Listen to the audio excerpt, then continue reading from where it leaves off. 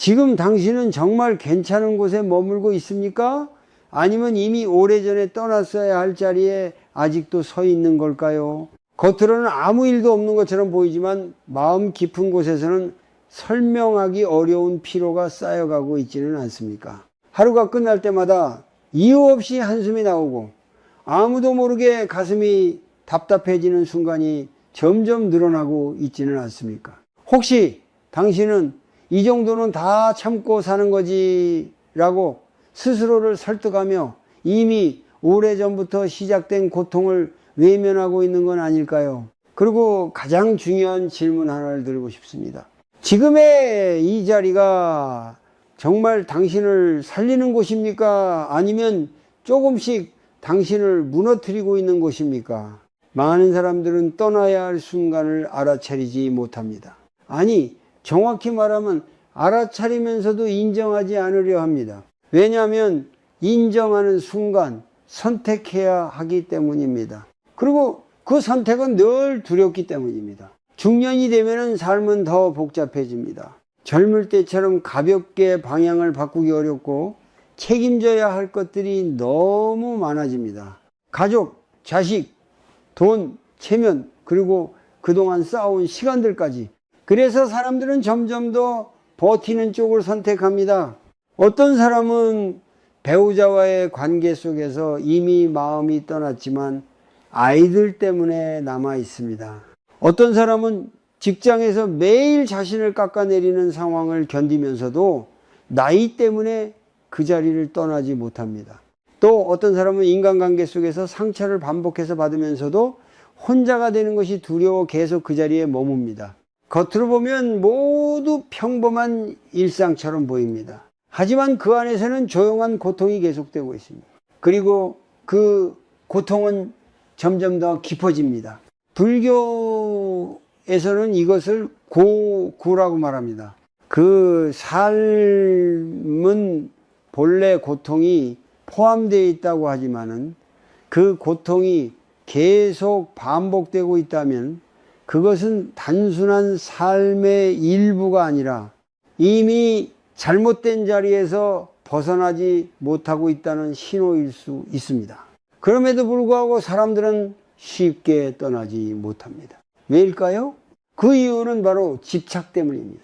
익숙함에 대한 집착, 관계에 대한 집착, 내가 지금까지 쌓아온 것에 대한 집착.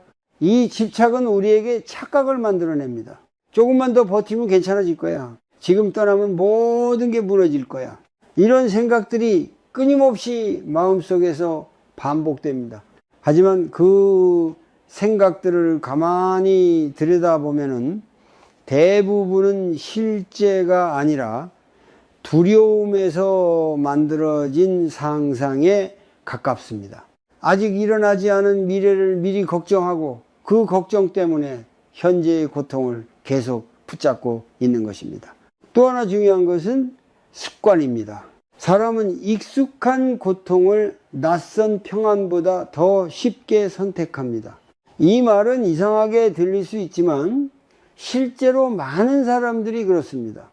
왜냐하면 익숙한 것은 예측 가능하기 때문입니다. 아프더라도 어떻게 아픈지 알고 있기 때문에 오히려 그 안에서 안정감을 느끼게 됩니다. 그래서 어떤 사람은 매일 마음이 힘들면서도 그 상태가 오히려 당연한 일상이 되어버립니다. 그리고 그 순간부터는 고통조차 인식하지 못하게 됩니다. 이것이 가장 위험한 상태입니다. 아프면서도 아픈 줄 모르는 상태, 지치면서도 지친 줄 모르는 상태. 그렇게 사람은 서서히 자신을 잃어갑니다. 불교에서는 모든 것은 변한다고 말합니다. 무상모창입니다. 어떤 관계도, 어떤 상황도, 어떤 감정도 영원하지 않습니다. 그런데 우리는 그 변하는 것들을 붙잡으려 합니다. 변하지 않기를 바라면서 이미 변해버린 현실을 외면합니다. 그리고 바로 그 지점에서 고통이 시작됩니다. 지금 당신이 서 있는 그 자리는 과거의 선택으로 만들어진 결과일 뿐입니다. 그 자체가 틀린 것은 아닙니다. 하지만 시간이 지나면서 상황은 변하고 사람은 변하고 마음도 변합니다. 그런데도 계속 같은 자리에 머물러 있다면 그때부터는 어긋남이 생기기 시작합니다. 그 어긋남은 처음에는 아주 작게 느껴집니다. 그냥 조금 불편한 정도, 조금 답답한 정도입니다. 하지만 그것을 무시하고 계속 쌓아두면 결국은 견디기 어려운 고통으로 커집니다. 그래서 우리는 질문해야 합니다. 지금 내가 느끼는 이 감정은 단순한 피곤함인가? 아니면은 이미 오래전부터 쌓여온 신호인가? 이 관계, 이 환경, 이 자리가 정말 나를 살리고 있는가? 이 질문을 피하지 않는 것이 첫 번째 시작입니다. 그리고 그 질문에 솔직하게 답할 수 있을 때 비로소 우리는 다음 단계를 볼 수 있게 됩니다. 이제부터 이야기할 세 가지 신호는 단순한 감정이 아니라 당신의 삶이 보내는 중요한 경고입니다. 만약 이 신호들이 당신 안에서 이미 시작되고 있다면 지금이 바로 알아차려야 할 때입니다. 왜 사람은 이미 힘들다는 것을 알면서도 그 자리를 떠나지 못하는 걸까요? 이 질문은 단순해 보이지만 그 안에는 우리가 평생 반복하는 깊은 심리가 숨어 있습니다. 많은 사람들은 스스로에게 이렇게 말합니다. 조금만 더 버티면 괜찮아질 거야. 지금까지 이렇게 살아왔는데 이제 와서 바꿀 수 있을까? 나만 참으면 가족은 편할 거야. 이 말들은 겉으로 보면은 책임감 있고 성숙한 선택처럼 보입니다. 하지만 그 속을 들여다보면 사실은 두려움과 집착이 만들어낸 생각일 때가 많습니다.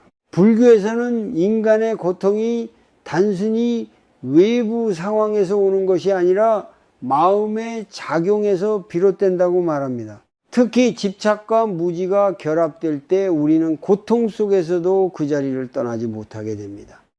첫 번째 이유는 익숙함에 대한 집착입니다. 사람은 낯선 것을 본능적으로 두려워합니다.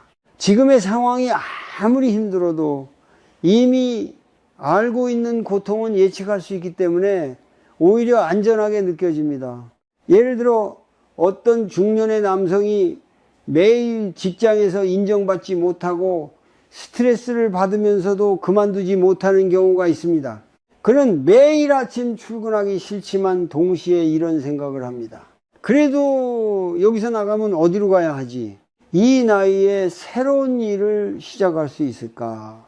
결국 그는 고통을 선택합니다. 왜냐하면 고통은 익숙하지만 변화는 두렵기 때문입니다. 두 번째 이유는 잃는 것에 대한 두려움입니다. 사람은 얻는 기쁨보다 잃는 고통을 더 크게 느낍니다. 그래서 이미 가지고 있는 관계나 자리, 돈, 명예를 놓는 것을 극도로 두려워합니다. 어떤 여성은 남편과의 관계가 이미 오래전부터 무너졌다는 것을 알고 있습니다. 대화도 없고 서로를 이해하려는 노력도 사라졌습니다. 하지만 그녀는 떠나지 못합니다. 왜냐하면 혼자가 되는 것이 두렵고 주변의 시선이 두렵고 경제적인 불안이 있기 때문입니다. 그래서 그녀는 이렇게 생각합니다. 그래도 이 정도면 참을 수 있어. 남들도 다 이렇게 사는 거 아닐까? 이렇게 스스로를 설득하면서 그녀는 계속 같은 자리에 머무르게 됩니다. 세 번째 이유는 기대와 비교입니다. 사람은 늘 과거와 미래를 오가며 스스로를 괴롭힙니다. 과거에는 이랬는데, 예전에는 더 좋았는데, 앞으로는 나아질 수도 있는데, 이런 생각들이 반복되면서 현재를 있는 그대로 보지 못하게 됩니다. 불교에서는 이것을 망상이라고 합니다. 실제 현실이 아니라 마음이 만들어낸 이야기 속에서 살고 있는 상태입니다. 그래서 어떤 사람은 이미 끝난 관계를 붙잡고 있습니다. 상대가 변할 것이라는 기대, 언젠가는 다시 좋아질 것이라는 희망. 하지만 그 기대는 대부분 현실과 맞지 않습니다. 그럼에도 불구하고 놓지 못하는 이유는 지금까지 쏟아온 시간과 감정이 아깝기 때문입니다. 이것을 집착이라고 합니다. 이미 지나간 것인데도 그것을 인정하지 못하고 계속 붙잡는 것입니다. 또 하나 중요한 이유는 자기 자신에 대한 오해입니다. 많은 사람들은 이렇게 생각합니다. 나는 참아야 하는 사람이다. 나는 이 정도는 견뎌야 한다. 내가 아니면 누가 하겠는가? 이 생각들은 겉으로는 책임감처럼 보이지만 사실은 자신을 돌보지 못하게 만드는 틀일 수 있습니다. 불교에서 말하는 자비는 남에게만 향하는 것이 아닙니다. 자기 자신에게도 동일하게 적용되어야 합니다. 그런데 많은 사람들은 타인을 위해서는 희생하면서 정작 자신에게는 너무 엄격합니다. 그래서 결국 자신을 소진시키게 됩니다. 몸은 점점 지치고 마음은 점점 무뎌집니다. 그리고 어느 순간 아무것도 느끼지 못하는 상태에 이르게 됩니다. 이 상태는 평온이 아니라 이미 너무 오래 참아서 감각이 둔해진 상태입니다. 여기서 중요한 것은 이 모든 과정이 아주 서서히 일어난다는 점입니다. 처음에는 작은 불편함으로 시작됩니다. 조금 답답하고 조금 지치는 정도입니다. 하지만 그것을 무시하고 계속 쌓아두면 결국은 큰 고통이 됩니다. 그리고 그때가 되면은 이미 떠나기 더 어려운 상태가 됩니다. 그래서 우리는 스스로에게 물어야 합니다. 지금 내가 이 자리에 남아있는 이유는 무엇인가? 사랑인가? 책임인가? 아니면 단순한 두려움인가? 이 질문을 피하지 않고 마주하는 순간 비로소 우리는 진짜 이유를 보게 됩니다. 그리고 그때부터 변화는 아주 작은 틈에서 시작됩니다. 당신의 하루가 끝날 때 몸보다 마음이 더 지쳐 있다면 그것은 단순한 피곤이 아닐 수 있습니다. 잠을 자도 회복되지 않는 피로, 아무 이유 없이 무거워지는 가슴, 그리고 머릿속에서 멈추지 않는 생각들. 이것은 당신의 삶이 보내는 첫 번째 신호일지도 모릅니다. 지금 당신이 있는 그 자리가 더 이상 당신을 지탱해 주지 못하고 있다는 신호입니다. 많은 사람들은 육체적인 피로에는 민감합니다. 몸이 아프면 병원을 가고 쉬어야 한다는 것을 압니다. 하지만 마음의 피로에 대해서는 그렇게 하지 않습니다. 오히려 더 참고 더 버티고 더 무시하려 합니다. 특히 중년이 되면은 이런 경향은 더 강해집니다. 가족을 위해, 자식을 위해, 책임을 위해 자신의 감정은 뒤로 밀어두고 계속 살아갑니다. 하지만 마음은 그렇게 쉽게 속지 않습니다. 겉으로는 괜찮은 척 할 수 있어도 내면에서는 계속 신호를 보내고 있습니다. 어떤 사람은 특정 사람과 대화를 하고 나면 유난히 피곤해집니다. 말을 많이 해서가 아니라 그 사람 앞에서는 항상 자신을 조심해야 하고 눈치를 봐야 하고 스스로를 숨겨야 하기 때문입니다. 그런 관계 속에서는 편안함이 아니라 긴장이 기본 상태가 됩니다. 또 어떤 사람은 하루 종일 같은 생각을 반복합니다. 그 사람이 왜 그런 말을 했을까? 내가 뭘 잘못했을까? 앞으로 어떻게 해야 할까? 이 생각들은 끊임없이 이어지고 머릿속을 떠나지 않습니다. 이것이 바로 생각의 반복, 즉 마음의 소모입니다. 불교에서는 이러한 상태를 집착에서 비롯된 고통으로 봅니다. 어떤 대상이나 상황에 마음이 묶여 있기 때문에 그 생각에서 벗어나지 못하는 것입니다. 그리고 그 묶임이 강할수록 마음은 더 많이 소모됩니다. 중요한 것은 이 상태가 오래 지속될수록 점점 더 자신을 잃게 된다는 점입니다. 처음에는 단순히 피곤한 정도였지만 점점 감정이 둔해지고 기쁨도 줄어들고 아무것도 하고 싶지 않은 상태로 변합니다. 어느 날 문득 이런 생각이 들 수 있습니다. 나는 왜 이렇게 사는 걸까? 이게 정말 내가 원했던 삶일까? 이 질문이 떠오른다면 이미 마음은 신호를 보내고 있는 것입니다. 하지만 많은 사람들은 이 신호를 무시합니다. 원래 인생이 힘든 거지. 다들 이렇게 사는 거야. 이렇게 스스로를 설득하며 다시 일상으로 돌아갑니다. 그렇게 하루, 이틀, 1년, 10년이 지나갑니다. 그러나 마음의 피로는 사라지지 않습니다. 오히려 점점 더 깊어집니다. 그리고 결국에는 어느 순간 더 이상 버틸 수 없는 상태에 이르게 됩니다. 그래서 중요한 것은 이 신호를 빨리 알아차리는 것입니다. 지금 당신에게 묻고 싶습니다. 당신은 언제 마지막으로 아무 생각 없이 편안함을 느껴보았습니까? 누군가와 함께 있을 때 있는 그대로의 자신으로 있을 수 있었던 순간이 언제였습니까? 만약 그 기억이 쉽게 떠오르지 않는다면 그것은 이미 당신의 마음이 오래도록 쉬지 못하고 있었다는 의미일 수 있습니다.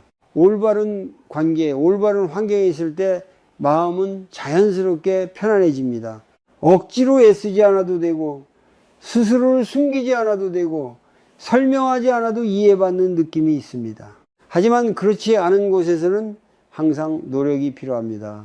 말을 고르고 표정을 관리하고 감정을 억누르고 끊임없이 자신을 조정해야 합니다. 이 과정은 눈에 보이지 않지만 매우 큰 에너지를 소모합니다.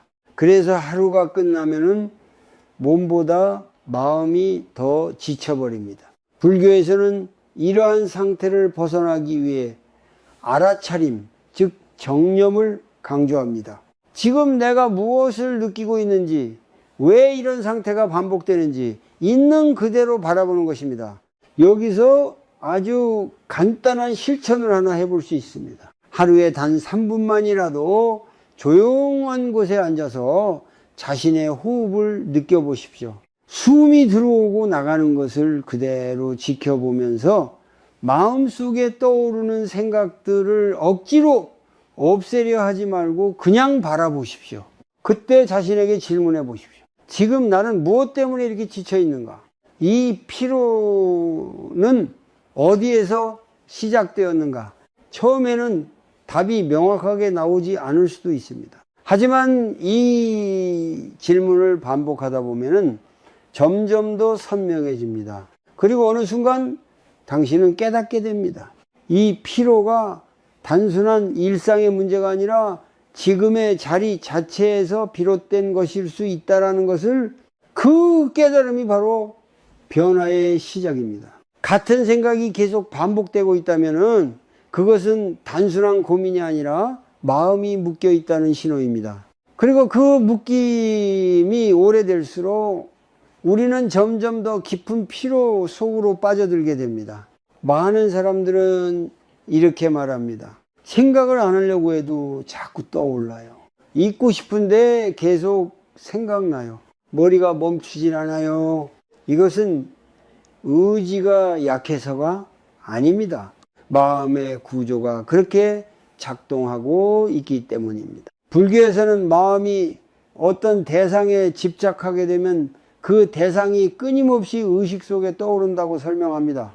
이것을 단순히 생각이 많다고 표현할 수도 있지만 더 정확하게 말하면 놓지 못하고 있다는 것입니다.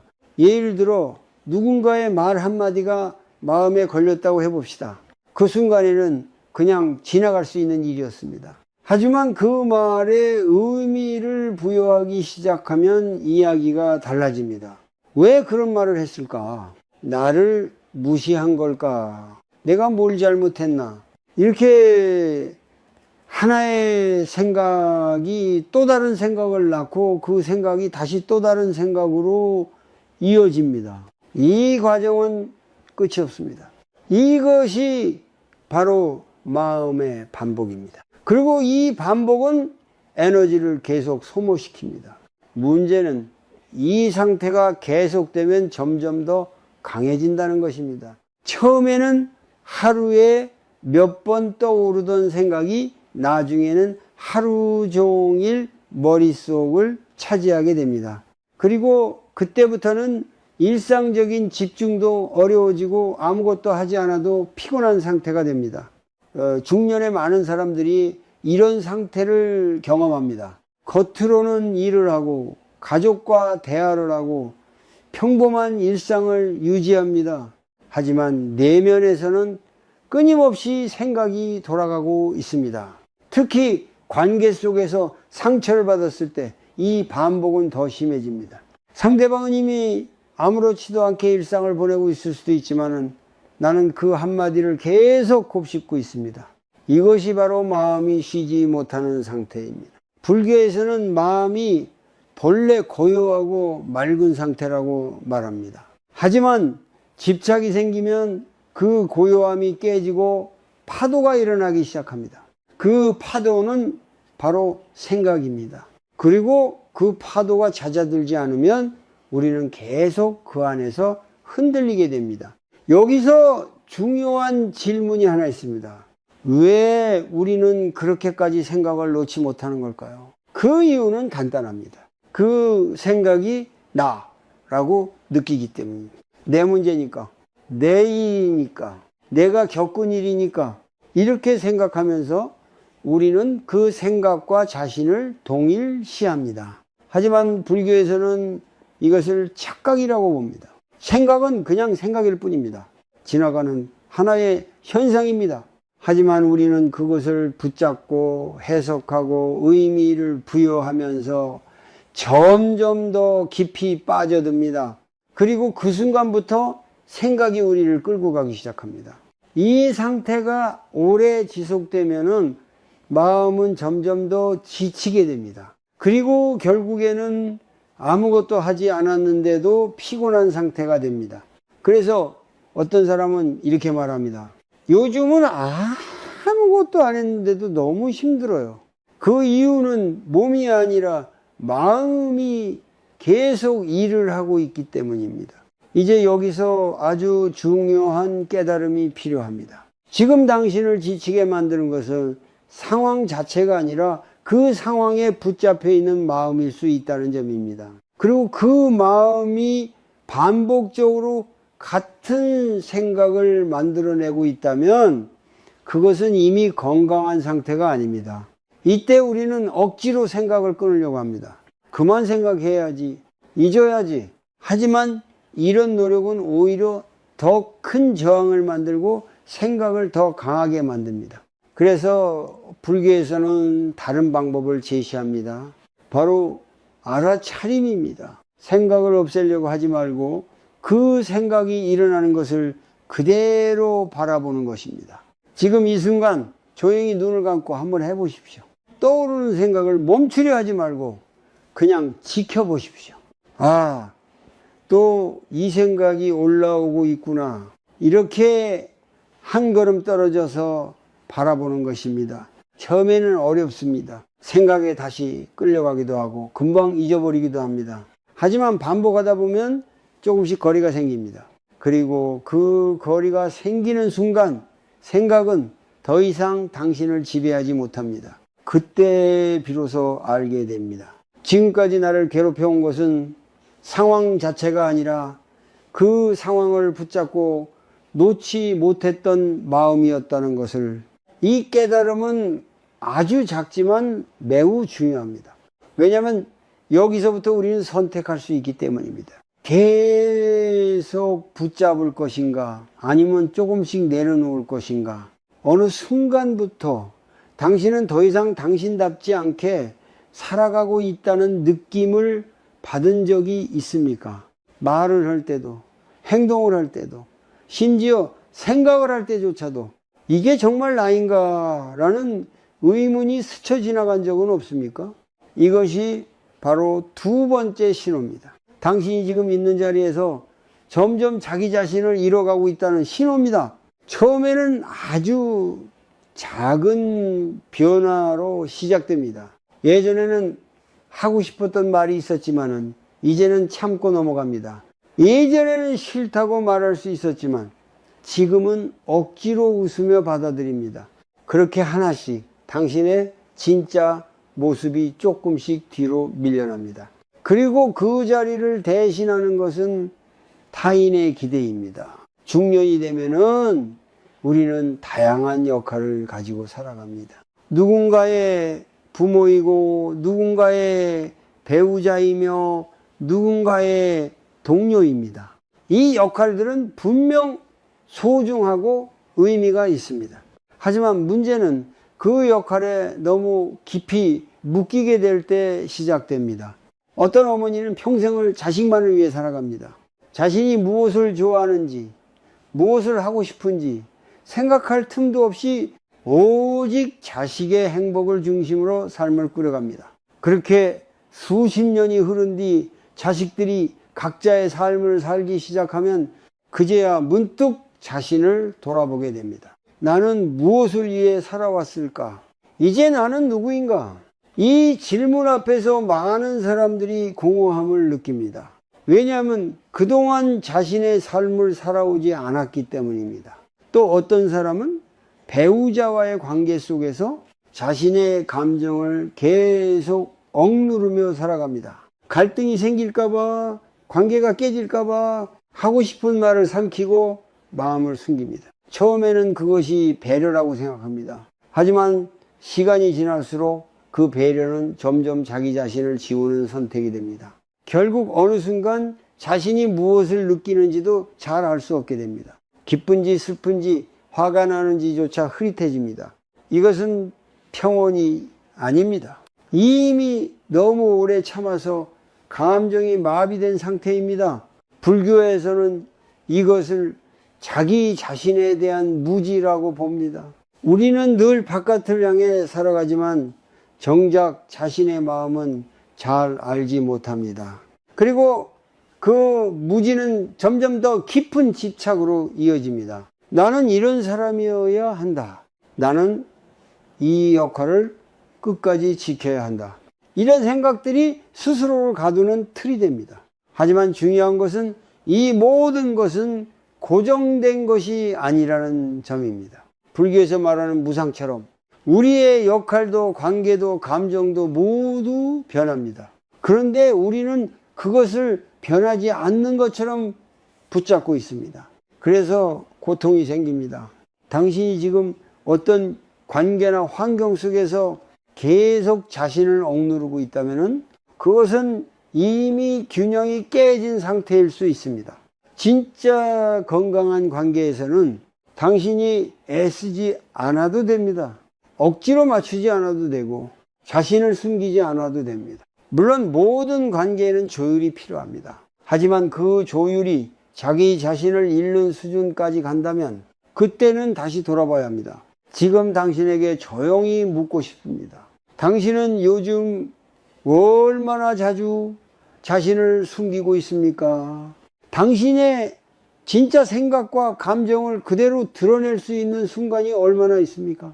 만약 그 순간이 거의 없다면 당신은 이미 너무 오래 다른 사람의 삶을 살고 있었을지도 모릅니다. 여기서 한 가지 작은 실천을 해볼 수 있습니다. 오늘 하루 중 단 한 번이라도 아주 작은 선택 하나를 자신을 위해 해보십시오.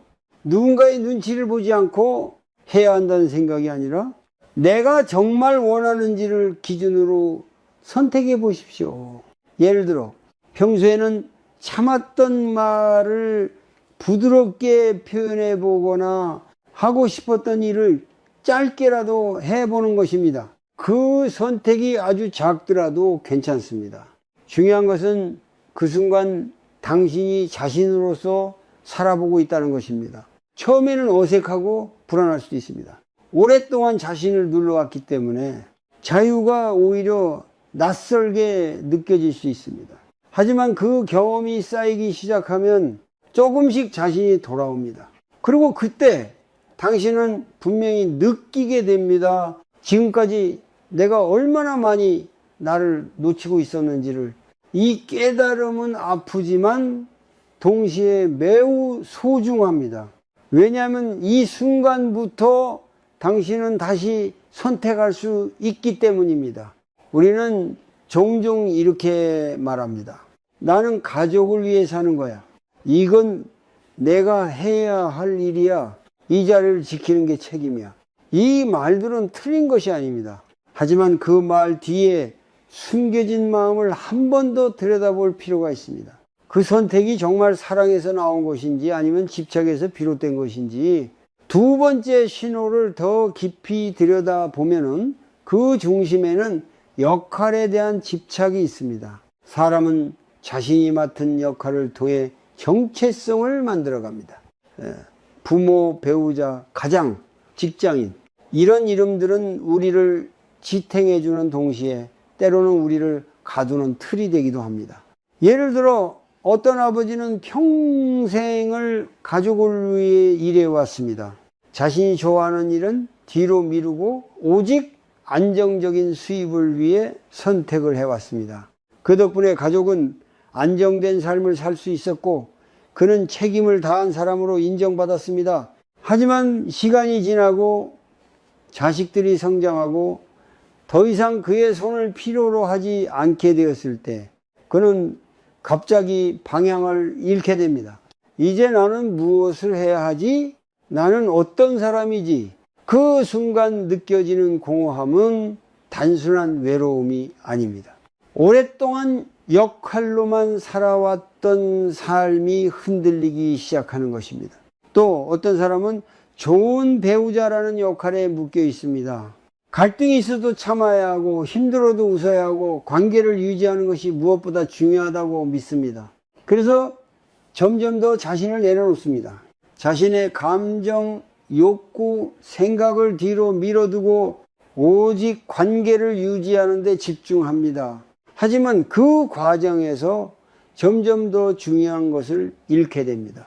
바로 자기 자신입니다. 불교에서는 모든 것은 변한다고 말합니다. 이것을 무상이라고 합니다.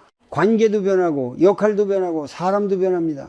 그런데 우리는 그것을 인정하지 않으려 합니다. 지금의 관계가 영원할 것처럼 지금의 역할이 끝까지 유지되어야 할 것처럼 생각합니다. 그래서 그 역할이 흔들리기 시작할 때 우리는 두려움을 느낍니다. 그리고 그 두려움 때문에 더 강하게 붙잡습니다. 하지만 그 붙잡음이 오히려 더 큰 고통을 만들어냅니다. 예를 들어 이미 마음이 멀어진 관계를 계속 유지하려고 할수록 더 많은 갈등이 생기고 더 많은 상처가 쌓입니다. 그럼에도 불구하고 놓지 못하는 이유는 그 관계를 놓는 순간 자신의 역할도 함께 사라질 것 같기 때문입니다. 이것이 바로 집착의 모습입니다. 집착은 단순히 무언가를 좋아하는 것이 아닙니다. 그것이 없으면 안 된다고 믿는 상태입니다. 그리고 그 믿음이 강할수록 우리는 더 깊은 고통 속에 머물게 됩니다. 중요한 것은 역할 자체가 문제가 아니라는 점입니다. 문제는 그 역할에 자신을 완전히 동일시하는 것입니다. 나는 부모이기도 하지만 그 이전의 한 사람입니다. 나는 배우자이기도 하지만 그 이전의 하나의 존재입니다. 이 사실을 잊어버리는 순간 우리는 점점 더 좁은 틀 안에서 살아가게 됩니다. 그래서 어떤 사람은 이렇게 말합니다. 나는 나를 위해 살아본 적이 없는 것 같아요. 이 말은 단순한 후회가 아닙니다. 지금까지의 삶이 얼마나 한쪽으로 치우쳐 있었는지를 보여주는 표현입니다. 여기서 중요한 질문이 하나 있습니다. 지금 당신이 지키고 있는 그 역할은 당신을 살리고 있습니까? 아니면 소모시키고 있습니까? 만약 그 역할을 유지하기 위해 계속 자신을 억누르고 있다면 그것은 이미 건강한 상태가 아닙니다. 불교에서는 중도를 강조합니다. 어느 한쪽으로 치우치지 않는 균형입니다. 타인을 위한 삶도 필요하지만 자신을 위한 삶도 함께 있어야 합니다. 이 균형이 깨질 때 고통이 시작됩니다. 그래서 우리는 아주 작은 연습부터 시작할 수 있습니다. 하루 중 잠깐이라도 자신의 역할에서 벗어나 보는 것입니다. 누군가의 부모도 배우자도 직장인도 아닌 그냥 나 자신으로서 존재하는 시간을 가져보십시오. 조용히 앉아서 아무것도 하지 않고 그저 자신의 호흡을 느끼며 머무는 시간, 그 순간에는 아무 역할도 필요 없습니다. 무언가를 잘할 필요도, 누군가에게 인정받을 필요도 없습니다. 그저 존재하는 것만으로 충분합니다. 처음에는 어색할 수 있습니다. 무언가를 하지 않으면 불안해질 수도 있습니다. 그만큼 우리는 오랫동안 역할 속에서만 살아왔기 때문입니다. 하지만 그 시간을 통해 조금씩 자신을 다시 만나게 됩니다. 그리고 그때 비로소 알게 됩니다. 지금까지 붙잡고 있었던 것이 정말 필요한 것이었는지, 아니면 단지 놓지 못했던 것 뿐이었는지를, 어떤 관계에 머물고 있는 이유가 사랑이 아니라 두려움이라면 그 순간부터 그 자리는 이미 당신을 지치게 만들고 있는 곳일지도 모릅니다.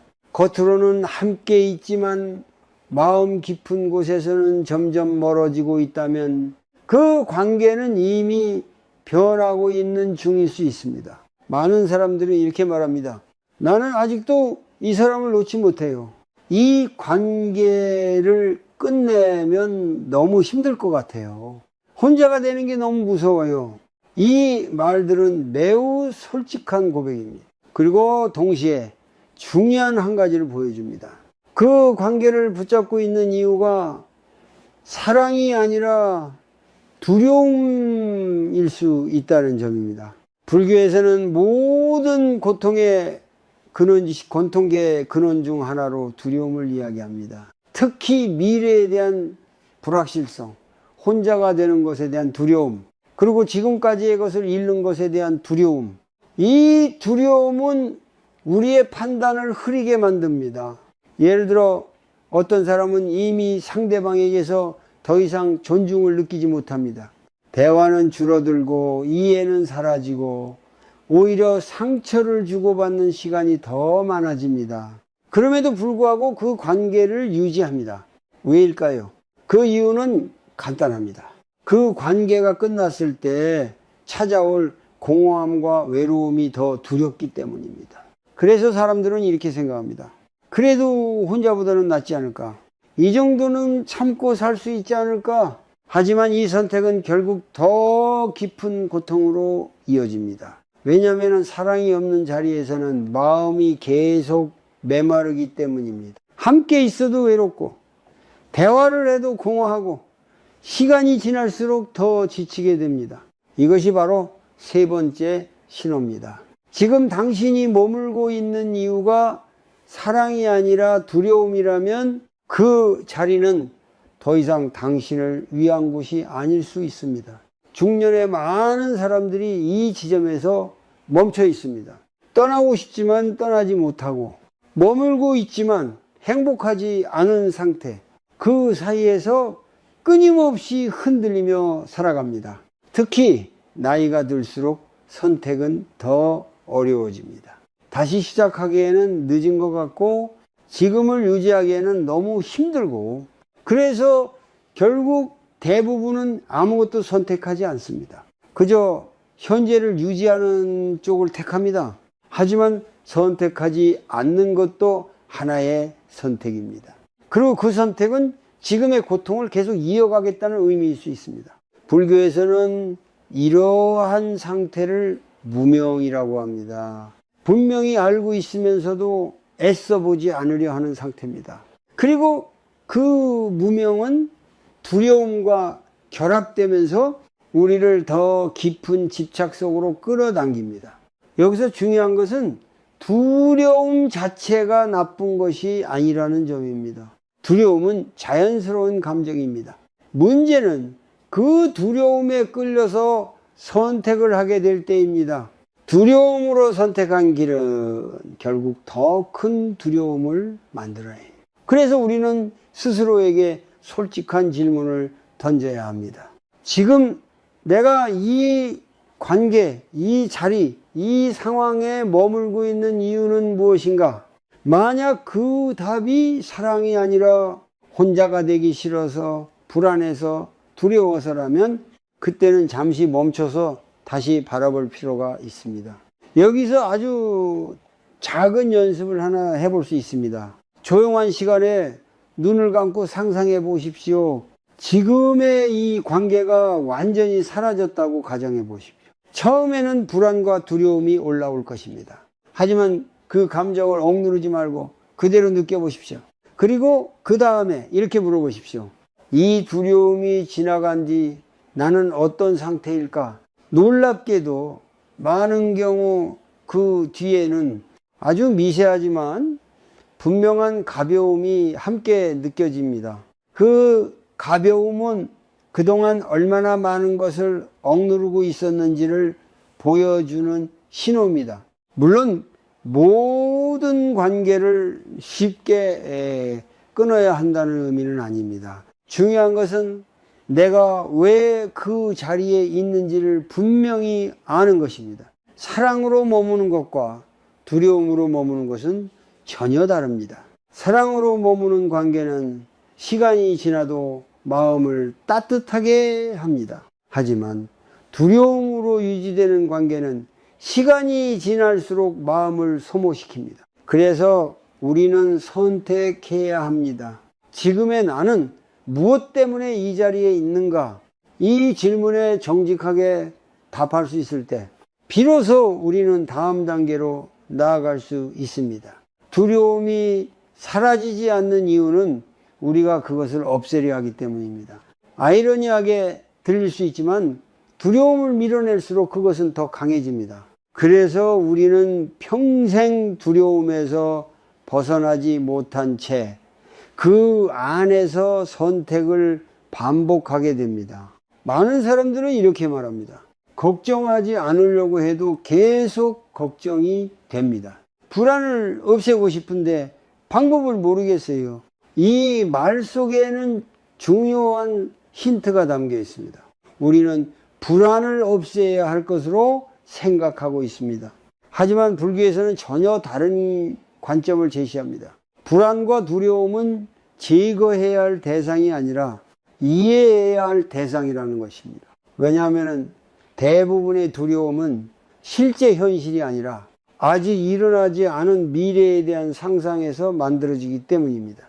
예를 들어 어떤 사람이 관계를 정리해야 할지 고민하고 있다고 가정해 봅시다. 그 사람의 머릿속에는 수많은 생각이 떠오릅니다. 이 관계를 끝내면 나는 혼자가 될 거야. 앞으로 더 힘들어지면 어떡하지? 지금보다 더 나쁜 상황이 오면 어떻게 하지? 이 생각들은 모두 아직 일어나지 않은 미래입니다. 하지만 우리는 그것을 실제처럼 느끼고 그 감정에 압도됩니다.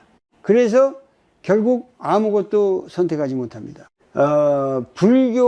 불교에서는 이것을 무명이라고 부릅니다.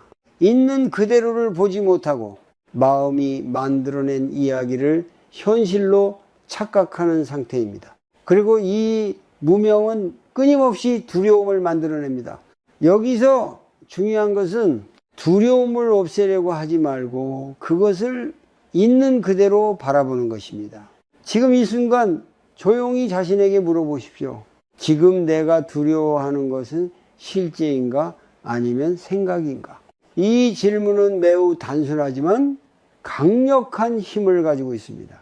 왜냐하면 대부분의 경우 그 두려움은 실제 상황이 아니라 머릿속에서 반복되고 있는 생각이라는 것을 알아차리게 되기 때문입니다. 그리고 그 순간 아주 작은 틈이 생깁니다.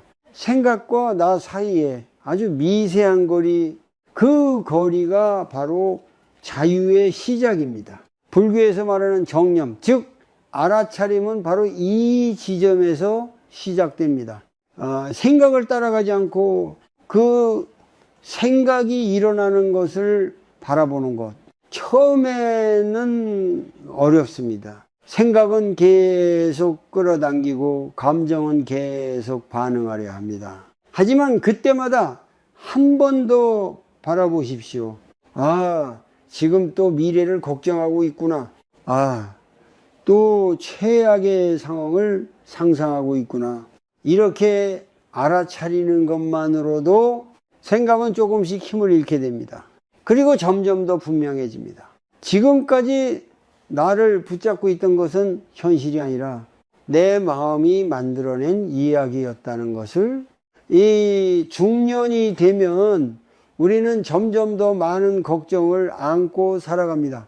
건강, 돈, 자식의 미래, 관계의 변화, 이 모든 것들은 불확실성을 포함하고 있습니다. 그래서 우리는 끊임없이 대비하려 하고 통제하려 하고 최악의 상황을 미리 생각하며 준비하려 합니다. 하지만 그 과정에서 우리는 현재를 놓치게 됩니다. 지금 이 순간에는 아무 일도 일어나지 않았는데 마음은 이미 수십 번의 미래를 살고 있습니다. 그 미래 속에서 불안해하고 지치고 두려워합니다. 그래서 더 힘들어집니다. 불교에서는 이렇게 말합니다. 현재에 머물러라.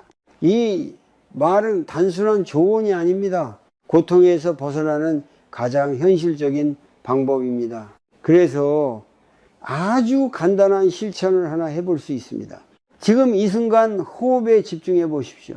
숨이 들어오고 나가는 것을 느끼면서 다른 생각이 떠오르면 그것을 따라가지 말고 다시 호흡으로 돌아옵니다. 이 과정을 반복하는 것만으로도 마음은 조금씩 안정되기 시작합니다. 그리고 그 안정 속에서 우리는 더 분명하게 볼 수 있게 됩니다. 지금 내가 두려워하고 있는 것이 정말 현실인지 아니면 생각인지 이 구분이 가능해지는 순간 우리는 더 이상 두려움에 끌려가지 않게 됩니다. 그때 비로소 우리는 선택할 수 있게 됩니다. 두려움이 아니라 이해와 자각 속에서 선택하는 삶.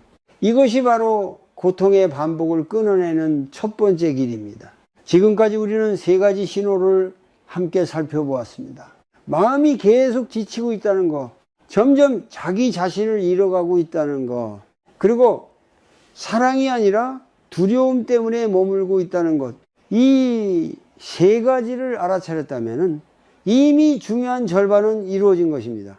하지만 여기서 멈춘다면 삶은 다시 원래의 자리로 돌아가게 됩니다. 그래서 이제는 아주 작은 실천이 필요합니다.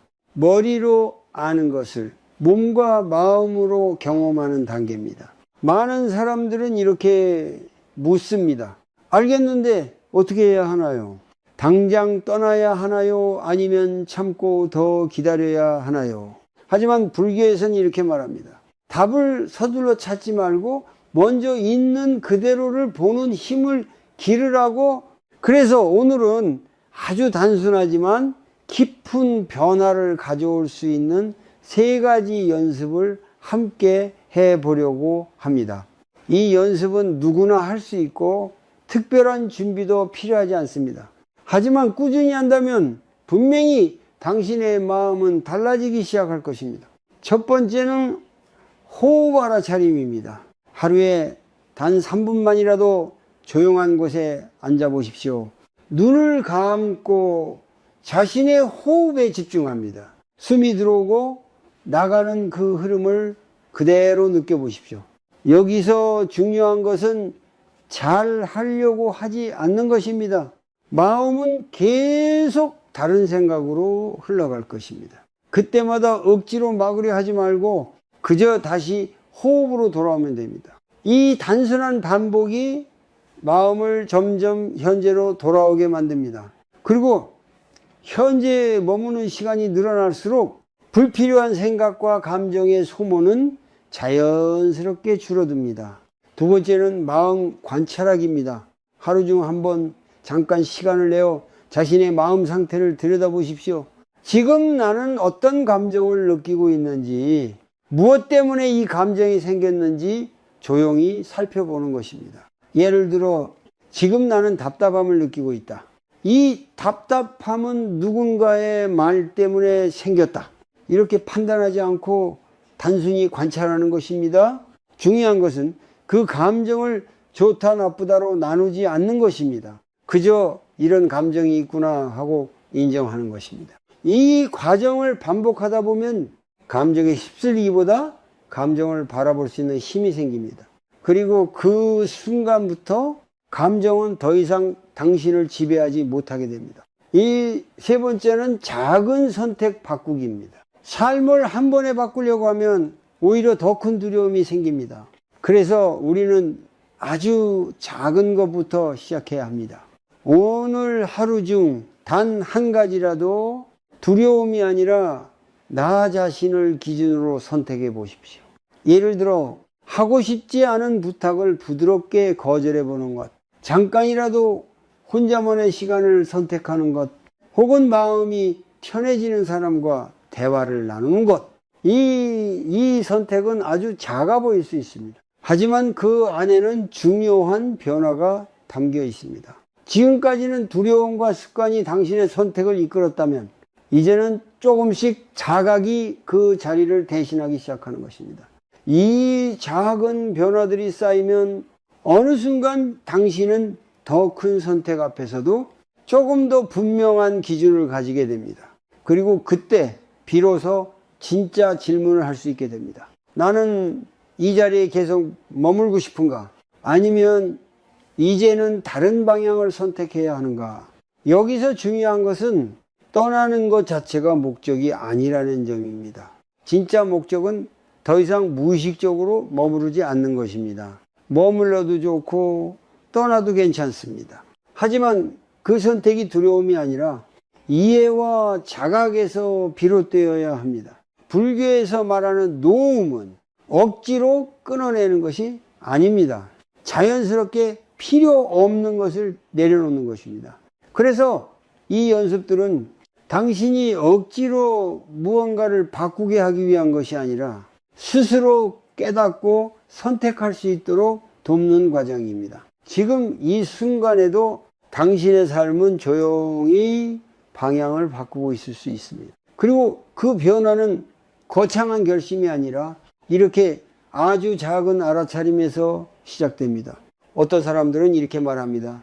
나는 끝까지 버텨야 하는 사람이다. 포기하는 건 지는 거다. 여기서 떠나면 모든 게 무너질 것 같다. 이 말들은 강해 보이지만 때로는 우리를 더 깊은 고통 속에 묶어두는 생각일 수 있습니다. 왜냐하면 그것은 진짜 강함이 아니라 내려놓지 못하는 마음에서 비롯된 것일 수 있기 때문입니다. 이제 마지막으로 아주 중요한 한 가지를 함께 바라보려고 합니다. 떠나는 것은 실패가 아니라는 사실입니다. 우리는 어릴 때부터 끝까지 해야 한다는 말을 많이 듣고 자랍니다. 그래서 중간에 멈추거나 방향을 바꾸는 것을 부정적으로 생각하게 됩니다. 특히 중년이 되면은 그 생각은 더 강해집니다.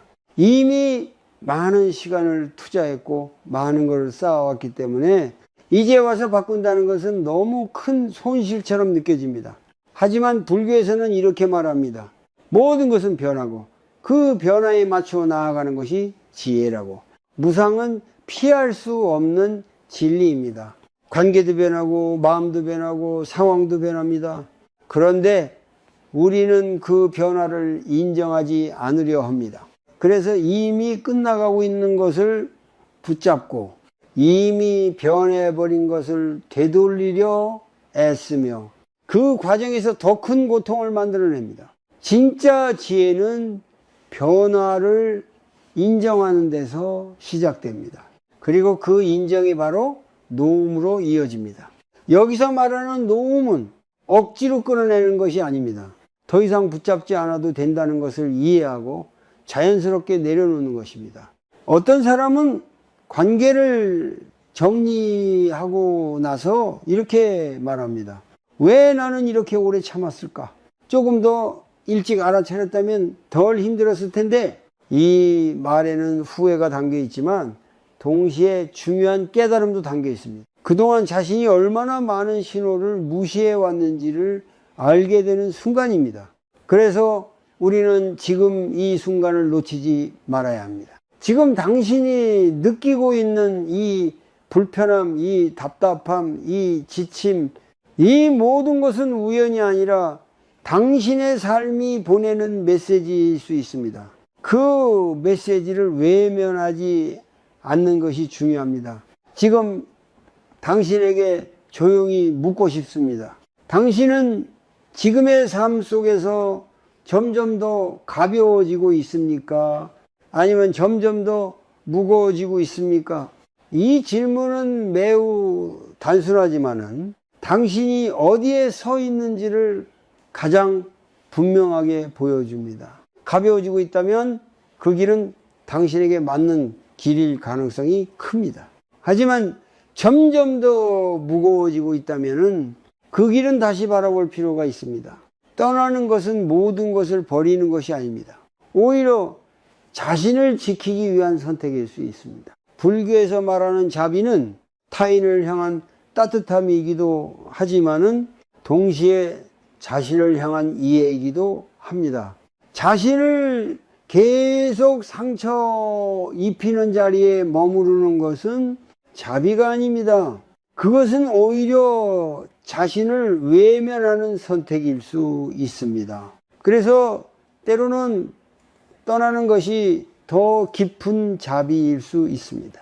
물론 그 선택은 쉽지 않습니다. 두려움도 있고 불안도 있고 많은 생각이 따라올 것입니다.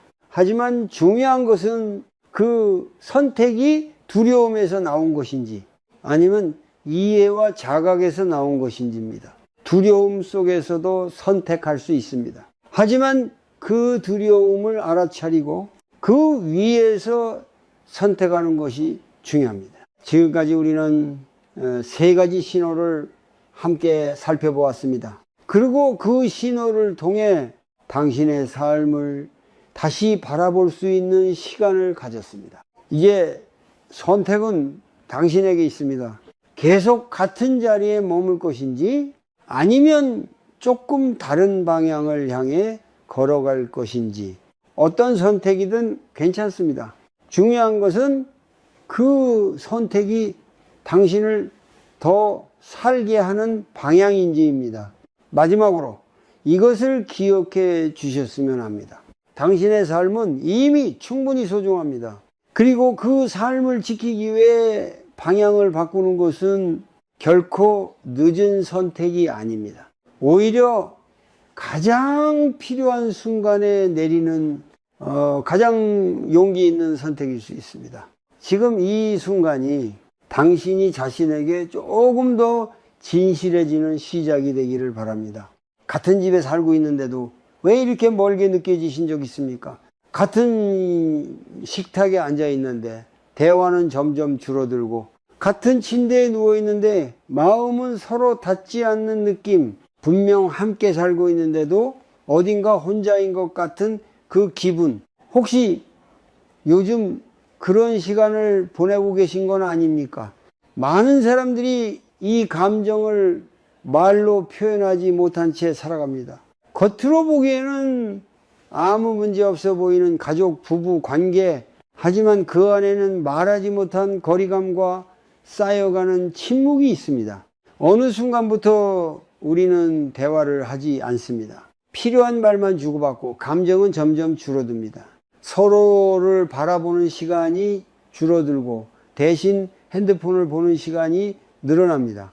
같은 공간에 있지만은 각자의 세계에 갇혀 살아가는 것처럼 느껴집니다. 특히 중년 이후의 삶에서는 이런 변화가 더 깊게 다가옵니다. 자녀는 점점 자신의 삶을 살아가고 부부는 오랜 시간 함께 했지만 더 이상 할 말이 없어지고 서로를 너무 잘 안다고 생각하지만은 사실은 더 이상 묻지 않게 됩니다. 요즘 무슨 생각해? 이 질문을 마지막으로 해본 게 언제인지 기억나십니까? 많은 관계가 무너지는 이유는 큰 사건 때문이 아닙니다. 오히려 아무 일도 일어나지 않는 시간 속에서 조금씩 아주 조용히 멀어지는 것입니다. 불교에서는 이것을 알아차리지 못한 마음이라고 말합니다. 몸은 함께 있지만 마음은 이미 떠나 있는 상태, 그것이 바로 지금 우리가 겪고 있는 고통의 시작일 수 있습니다. 사실 사람은 누구나 연결되고 싶어 합니다. 누군가에게 이해받고 싶고 누군가와 마음을 나누고 싶습니다. 하지만 동시에 우리는 상처받는 것이 두렵습니다. 그래서 점점 마음을 닫고 말을 줄이고 거리를 둡니다. 어차피 말해도 이해 못할 거야. 괜히 말했다가 싸우기만 할 거야. 이런 생각이 반복되면서 우리는 점점 침묵을 선택합니다. 이것이 바로 마음의 습관입니다. 생각이 반복되고 감정이 굳어지고 결국 관계가 멀어집니다. 하지만 더 깊이 들여다보면 이 모든 것의 중심에는 하나의 공통된 마음이 있습니다. 바로 기대입니다. 우리는 상대가 예전처럼 해주길 바랍니다. 내 마음을 알아주길 바랍니다. 내가 말하지 않아도 이해해 주길 바랍니다. 그 기대가 충족되지 않을 때 서운함이 쌓이고 비교가 시작되고 실망이 깊어집니다. 그리고 그 감정이 쌓일수록 우리는 더 이상 마음을 열지 않게 됩니다. 이 과정은 매우 조용하게 진행됩니다. 크게 싸우지도 않고 크게 다투지도 않지만은 어느 순간 돌아보면 우리는 왜 이렇게 멀어졌을까라는 질문만 남습니다. 불교에서는 모든 관계를 인연이라고 말합니다. 인연은 시작도 있고 변화도 있고 때로는 흐려지기도 합니다. 하지만 중요한 것은 그 변화 속에서 우리가 어떤 마음으로 바라보느냐입니다. 지금 이 순간 당신이 느끼고 있는 이 거리감은 어쩌면 관계가 끝났다는 신호가 아니라 다시 바라보라는 신호일지도 모릅니다. 우리는 너무 오랫동안 함께 있으면서 오히려 서로를 당연한 존재로 여기게 됩니다. 감사도 줄어들고 관심도 줄어들고 존재 자체를 의식하지 않게 됩니다. 하지만 생각해 보십시오. 지금 내 옆에 있는 그 사람도 언젠가는 함께하지 못할 존재입니다. 이것이 바로 무상입니다. 모든 것은 변하고 머무르지 않습니다. 그 사실을 잊어버리는 순간 우리는 관계를 소홀히 대하게 됩니다. 그리고 그 소홀함이 쌓여 지금의 이 거리감을 만들어냅니다. 그래서 오늘 아주 작은 질문 하나를 드리고 싶습니다. 지금 내 옆에 있는 사람을 나는 정말로 보고 있었습니까? 아니면 그냥 익숙하게 지나치고 있었습니까? 이 질문 하나가 지금 이 관계를 다시 바라보는 시작이 될 수 있습니다. 아직 늦지 않았습니다. 우리는 왜 예전처럼 가까울 수 없게 되었을까요? 무엇이 변한 것일까요? 상대가 변한 것일까요? 아니면 우리의 마음이 변한 것일까요? 많은 사람들은 관계가 멀어지면은 누군가의 잘못을 찾으려 합니다. 그 사람이 변했어? 예전에는 안 그랬는데. 이렇게 생각하며 마음속에서 점점 거리를 더 만들어냅니다. 하지만 불교에서는 조금 다른 시선으로 이 문제를 바라봅니다. 모든 것은 변한다는 사실, 그것을 무상이라고 합니다. 처음 만났을 때의 설렘, 처음 손을 잡았을 때의 따뜻함, 서로를 바라보며 웃던 그 순간들, 이 모든 것은 영원히 그대로 남아있을 수 없습니다. 그런데 우리는 마음속으로 이렇게 생각합니다. 이 감정은 계속될 거야. 이 관계는 변하지 않을 거야. 바로 그 믿음이 지금의 고통을 만들어냅니다.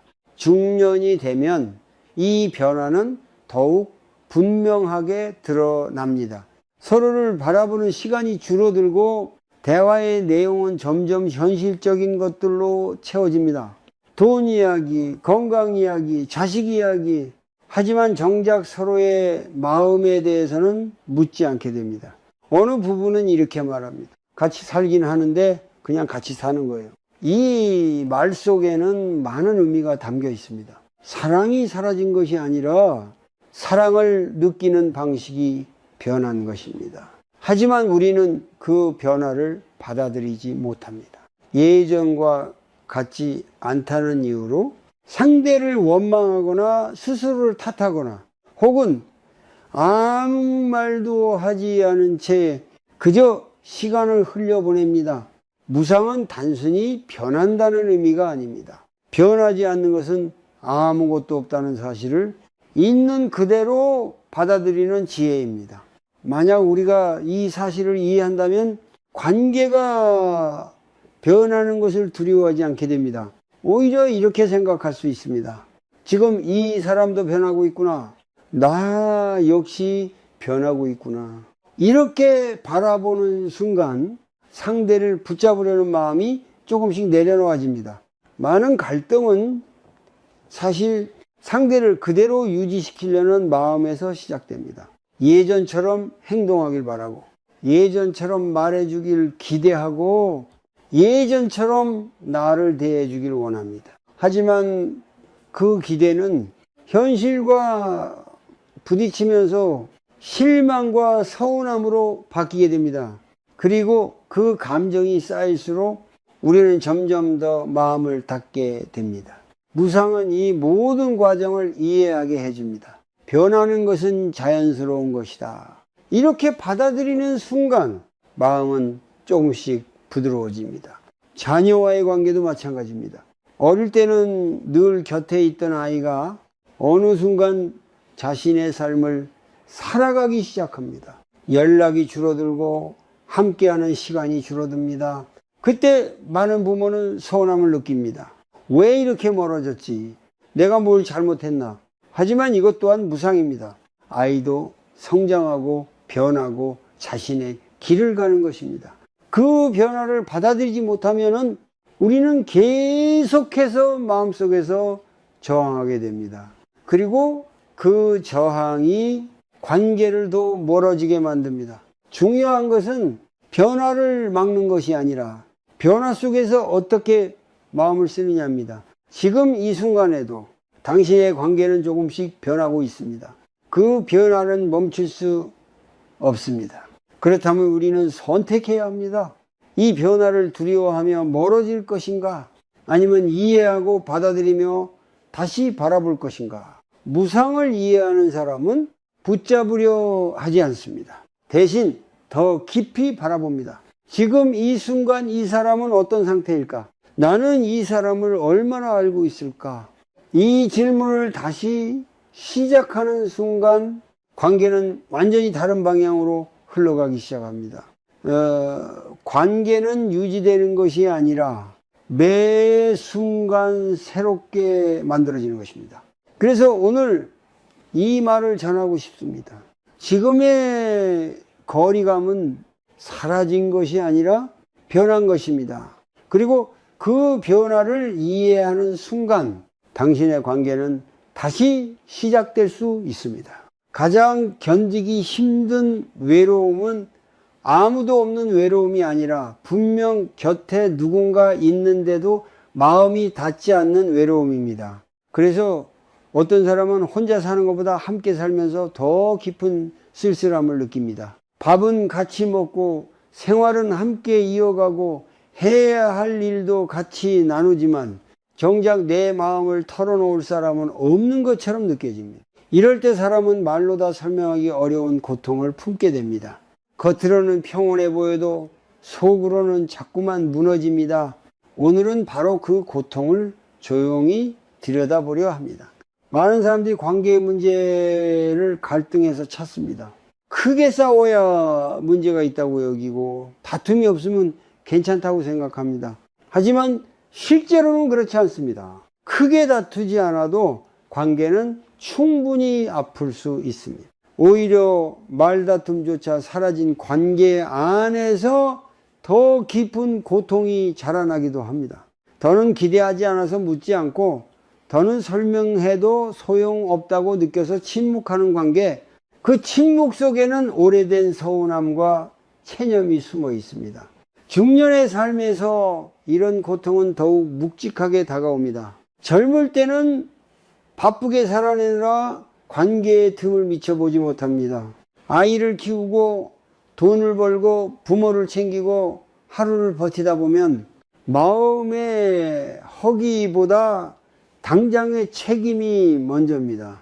그런데 어느 날 아이들이 자라고 집안이 조금 조용해지고 시간이 생기면은 그때 비로소 들리지 않던 마음의 소리가 들리기 시작합니다. 같이 살아온 세월은 긴데 왜 이렇게 할 말이 없는지, 이 사람과 한 집에 있는데 왜 내 마음은 이렇게 허전한지, 그 질문이 늦은 밤 불쑥 올라옵니다.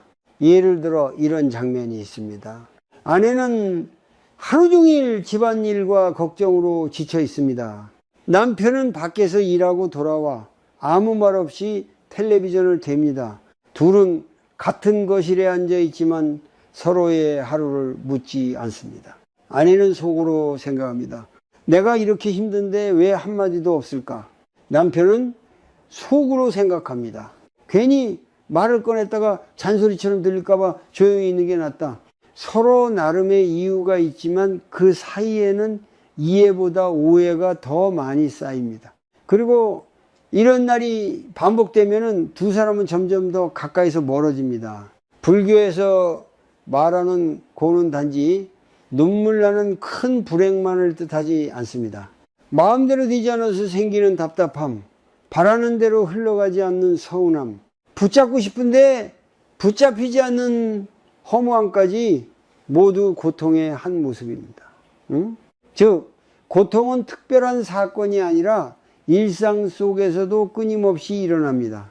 가까운 사람이 내 마음을 알아주지 않을 때 나는 그 사람에게 기대했던 만큼 상처받습니다. 그 기대가 클수록 고통은 더 깊어집니다. 문제는 많은 사람들이 자신의 고통을 있는 그대로 보지 못한다는 데 있습니다.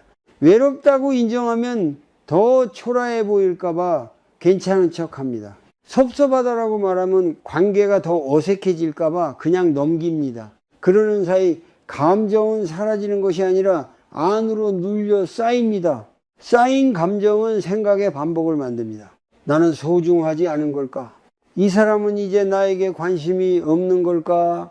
나는 왜 이렇게 혼자 애쓰고 있는 걸까? 이 반복되는 생각은 실제 고통 위에 또 다른 고통을 얹습니다. 이것이 바로 마음이 만들어내는 괴로움입니다. 상황 자체도 힘들지만 그 상황을 붙잡고 되새기며 스스로를 더 아프게 만드는 것입니다. 비교도 시작됩니다. 다른 집은 더 다정해 보이고 다른 부부는 더 잘 지내는 것처럼 보입니다. 남의 자식은 부모에게 자주 연락하는 것 같고 남의 집 식탁에는 웃음이 있는 것처럼 느껴집니다. 그 비교는 내 삶을 더 초라하게 만들고 지금 내 곁의 사람을 더 멀게 보이게 합니다. 하지만 여기서 아주 중요한 사실이 하나 있습니다. 고통을 느끼는 것은 약해서가 아닙니다. 오히려 아직 마음이 살아있기 때문에 고통을 느끼는 것입니다. 정말 아무 감정도 없다면 외롭지도 않을 것입니다.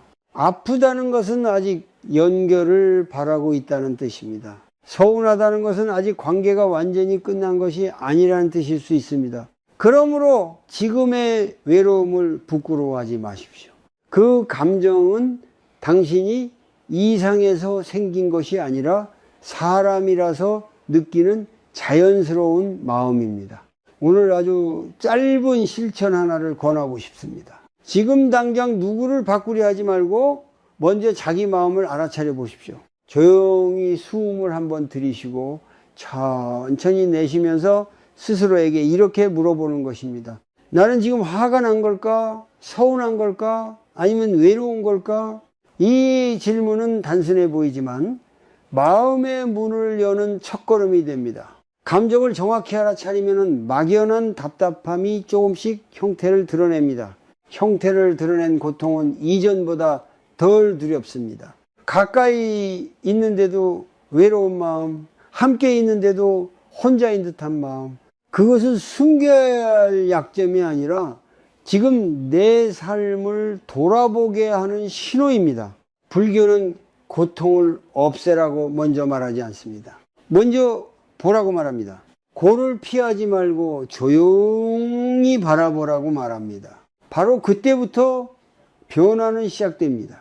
당신의 아픔은 결코 사소하지 않습니다. 그리고 그 아픔을 제대로 바라보는 순간 관계를 다시 이해할 길도 조금씩 열리게 됩니다. 우리는 왜 이미 멀어진 관계를 붙잡고 있는 걸까요? 왜 마음은 닿지 않는데도 겉모습은 그대로 유지하려 애쓰는 걸까요? 이 질문을 피하지 않고 바라보는 순간 아주 중요한 사실 하나가 드러납니다. 우리는 관계 자체보다 관계의 모습을 더 붙잡고 살아가고 있다는 사실입니다. 많은 부부가 이렇게 말합니다. 우리는 문제 없어요. 그냥 좀 조용할 뿐이에요. 겉으로 보면은 정말 아무 문제 없어 보입니다. 같이 살고 있고 같이 식사하고 명절도 함께 보내고 주변 사람들에게도 평범한 가족으로 보입니다. 하지만 그 안을 조금만 들여다보면 대화는 줄어들고 마음은 닫혀 있고 서로를 향한 관심은 점점 희미해져 있습니다. 그럼에도 불구하고 우리는 이 상태를 유지하려 합니다. 왜일까요? 불교에서는 이것을 집착, 즉 집착하는 마음이라고 말합니다. 있는 그대로를 보지 않고 내가 원하는 모습에 집착하는 상태, 이미 변해버린 관계를 인정하지 못하고 과거의 모습에 머무르려는 마음입니다. 특히 중년의 삶에서는 이 집착이 더 강하게 나타납니다. 오랜 시간 함께 해온 관계일수록 여기서 무너지면 안 된다 하는 생각이 깊어집니다. 아이들이 있기 때문에, 경제적인 이유 때문에, 혹은 주변 시선 때문에 관계의 본질보다 유지해야 한다는 책임이 더 크게 자리 잡습니다. 예를 들어 어떤 부부는 서로 거의 대화를 하지 않습니다. 하지만 외부에서는 다정한 모습으로 보이려고 노력합니다. 함께 외식을 나가면 웃으며 대화를 나누고 가족 모임에서는 사이좋은 부부처럼 행동합니다. 그런데 집에 돌아오면 다시 침묵이 흐릅니다. 서로를 마주보고 앉아 있어도 말이 없습니다. 이때 마음속에서는 어떤 일이 일어나고 있을까요? 아내는 생각합니다. 이렇게 살면서 무슨 의미가 있을까? 남편은 생각합니다. 이미 이렇게 된 걸 굳이 바꾸려고 하면 더 힘들어질 것 같다. 서로 다른 생각을 품고 있지만 공통된 한 가지는 있습니다. 바로 그냥 이대로 유지하자는 마음입니다. 이것이 바로 집착입니다. 행복해서 유지하는 것이 아니라 무너지기 싫어서 유지하는 상태. 사랑이 있어서 붙잡는 것이 아니라 두려움 때문에 놓지 못하는 상태입니다. 또 다른 예도 있습니다. 부모와 자식 사이에서도 비슷한 일이 일어납니다. 부모는 여전히 자식을 어린아이처럼 대하려 합니다. 자식은 이미 자신의 삶을 살아가고 있는데도 부모는 과거의 모습에 머물러 있습니다. 왜 예전처럼 말 안 해주지? 왜 나한테 예전처럼 의지하지 않지? 이런 생각은 사실 자식이 변해서가 아니라 부모가 과거의 관계에 집착하고 있기 때문에 생깁니다. 집착은 항상 과거를 붙잡습니다. 그리고 현재를 왜곡합니다. 지금 이 순간의 관계는 이미 변해 있습니다. 그런데 우리는 과거의 기준으로 지금을 판단합니다. 그래서 현실은 계속 어긋나고 마음은 점점 더 괴로워집니다. 불교에서 말하는 집착은 단순히 무언가를 좋아하는 것이 아닙니다. 그것이 없으면 안 된다고 믿는 마음, 그 상태가 유지되지 않으면 불안해지는 마음, 바로 그 상태가 집착입니다. 관계에서도 마찬가지입니다. 이 사람은 나와 계속 이렇게 살아야 해. 우리 관계는 무너지면 안 돼. 이런 생각이 강해질수록 우리는 있는 그대로의 관계를 보지 못하게 됩니다. 그리고 중요한 사실은 집착이 강할수록 연결은 약해진다는 것입니다. 왜냐하면 집착은 상대를 있는 그대로 보지 않게 만들기 때문입니다. 내가 원하는 모습, 내가 기대하는 역할, 그 틀 안에서만 상대를 바라보게 됩니다. 그러다 보면 상대는 점점 숨이 막힙니다. 자신의 모습으로 존재하기보다 기대에 맞춰야 하는 존재가 되어버립니다. 그 순간부터 관계는 연결이 아니라 역할 수행이 되어버립니다. 남편 역할, 아내 역할, 부모 역할, 겉으로는 관계가 유지되지만 그 안에서는 진짜 마음이 사라집니다. 그래서 어떤 사람들은 이렇게 말합니다. 같이 살고 있지만 그냥 역할만 하고 있는 느낌이에요. 이 말은 매우 중요한 신호입니다. 이미 마음은 멀어졌지만 형태만 남아있는 상태란 뜻입니다. 그렇다면 우리는 무엇을 해야 할까요? 이 집착을 억지로 끊어야 할까요? 아니면 모든 것을 내려놓고 관계를 포기해야 할까요? 불교는 그렇게 극단적인 선택을 요구하지 않습니다. 대신 먼저 보라고 말합니다. 지금 내가 무엇을 붙잡고 있는지, 왜 이 관계를 유지하려 하는지 그 마음의 근원을 조용히 들여다보라고 말합니다. 혹시 두려움 때문은 아닙니까? 혼자가 되는 것이 두려워서 지금의 상태를 견디고 있는 것은 아닙니까? 혹시 익숙함 때문은 아닙니까? 이미 너무 오래 함께해서 변화를 시도할 용기가 나지 않는 것은 아닙니까? 이 질문을 스스로에게 던지는 순간 집착은 조금씩 그 모습을 드러냅니다. 그리고 집착은 드러나는 순간부터 조금씩 힘을 잃기 시작합니다. 오늘은 무엇을 바꾸려고 애쓰지 마십시오. 그저 하나만 해보십시오. 지금 이 관계에서 나는 무엇을 붙잡고 있는지 조용히 마음속으로 물어보는 것입니다. 그 질문 하나가 당신의 관계를 다시 바라보는 시작이 될 수 있습니다. 우리는 왜 점점 더 말이 없어지는 걸까요? 왜 예전에는 자연스럽게 나누던 대화가 이제는 어색하게 느껴질까요? 이 질문을 깊이 들여다보면 관계의 문제가 아니라 마음의 습관이 보이기 시작합니다. 그리고 그 중심에는 우리가 알아차리지 못한 생각의 반복이 있습니다. 사람은 하루에도 수없이 많은 생각을 합니다. 그런데 그 생각의 대부분은 새롭지 않습니다.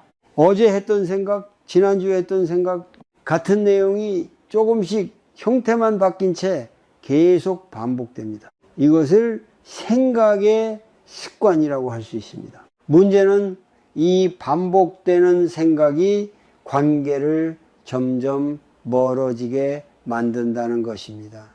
예를 들어 이런 경우가 있습니다. 아내는 남편이 예전처럼 다정하지 않다고 느낍니다. 그래서 마음속으로 이렇게 생각합니다. 이제 나한테 관심이 없나 보다. 예전에는 잘해줬는데 왜 이렇게 변했지? 이 생각은 하루로 끝나지 않습니다. 비슷한 상황이 생길 때마다 계속 반복됩니다. 남편도 마찬가지입니다. 아내가 자꾸 불만을 말한다고 느끼면 속으로 이렇게 생각합니다. 왜 이렇게 까다로워졌지? 이젠 뭘 해도 만족을 못하는 것 같네. 이 생각 역시 반복됩니다. 이렇게 서로 다른 생각이 쌓이면서 두 사람 사이에는 보이지 않는 벽이 만들어집니다. 실제로 큰 문제가 없어도 이미 마음속에서는 거리가 벌어져 있는 상태가 됩니다. 이때 중요한 것은 상대의 행동보다 내 안에서 반복되는 생각을 보는 것입니다. 불교에서는 이 과정을 망상이라고 표현합니다. 실제 상황보다 머릿속 해석이 더 커져서 그 해석이 진짜라고 믿게 되는 상태입니다. 예를 들어 상대가 피곤해서 말이 없는 것일 수도 있습니다. 하지만 우리는 그것을 나에게 관심이 없어서라고 해석합니다. 이 해석이 반복되면 그 사람을 바라보는 시선 자체가 바뀌어버립니다. 이것이 관계를 서서히 무너뜨리는 가장 큰 원인 중 하나입니다. 또 하나 중요한 것은 기대입니다. 우리는 상대에게 많은 것을 기대합니다. 말하지 않아도 알아주길 기대하고 예전처럼 행동해 주길 기대하고 내 마음을 자연스럽게 이해해 주길 바랍니다. 하지만 그 기대는 대부분 표현되지 않습니다. 말로 꺼내지 않으면서도 마음속에서는 당연히 그래야 한다고 생각합니다. 그리고 그 기대가 충족되지 않을 때 우리는 실망하고 서운해하고 점점 마음을 닫습니다. 문제는 상대는 그 기대를 알지 못한다는 것입니다. 말하지 않은 기대는 상대에게 존재하지 않는 것과 같습니다. 그런데 우리는 속으로 이렇게 생각합니다. 이 정도는 말 안 해도 알지 않나? 왜 이걸 몰라줄까? 이 생각이 반복되면서 상대에 대한 실망은 점점 커집니다. 또한 비교도 관계를 더욱 어렵게 만듭니다. 다른 사람의 부부관계, 다른 집의 자녀관계, 겉으로 보이는 모습과 내 현실을 비교하면서 내 관계는 부족하다고 느끼게 됩니다. 하지만 우리가 보는 것은 전체가 아니라 일부일 뿐입니다. 다른 사람도 나와 비슷한 고민을 안고 있을 수 있습니다. 그럼에도 우리는 비교를 멈추지 않습니다. 이 모든 과정은 하나의 공통된 방향으로 흐릅니다. 바로 통제하려는 마음입니다. 상대가 이렇게 해주길 바라고, 이렇게 말해주길 바라고, 이렇게 행동해주길 원합니다. 즉 상대를 내 기준에 맞추려는 마음입니다. 하지만 사람은 누구나 다릅니다. 생각하는 방식도 다르고 감정을 표현하는 방식도 다릅니다. 그런데 우리는 그 다름을 이해하기보다 바꾸려고 합니다. 이때 관계는 점점 더 답답해집니다. 한쪽은 바꾸려고 하고 한쪽은 저항하게 됩니다. 이 과정이 반복되면 서로를 이해하기보다 지치게 됩니다. 그래서 어느 순간부터는 차라리 말을 하지 않는 것이 편해집니다. 말을 하면 또 기대가 생기고, 기대가 생기면은 또 실망이 따라오기 때문입니다. 이렇게 해서 관계는 점점 조용해집니다. 겉으로는 평온해 보이지만 그 안에서는 연결이 끊어져 있습니다. 하지만 여기서 중요한 전환점이 있습니다. 우리가 상대를 바꾸려고 하는 마음을 내려놓고 내 안에서 일어나는 생각을 바라보기 시작하는 순간 관계는 조금씩 달라지기 시작합니다. 오늘 아주 간단한 연습 하나를 해보시기 바랍니다. 상대가 어떤 행동을 했을 때 즉시 반응하지 말고 내 마음속에서 어떤 생각이 올라오는지 그것을 먼저 알아차리는 것입니다. 예를 들어 상대가 아무 말 없이 지나갔다면 그 순간 떠오르는 생각을 보십시오. 나를 무시하나, 관심이 없나, 이런 생각이 올라올 수 있습니다. 그때 그 생각을 그대로 믿지 말고 이렇게 한 번 더 물어보십시오. 지금 내가 보고 있는 것은 사실일까? 아니면 내 해석일까?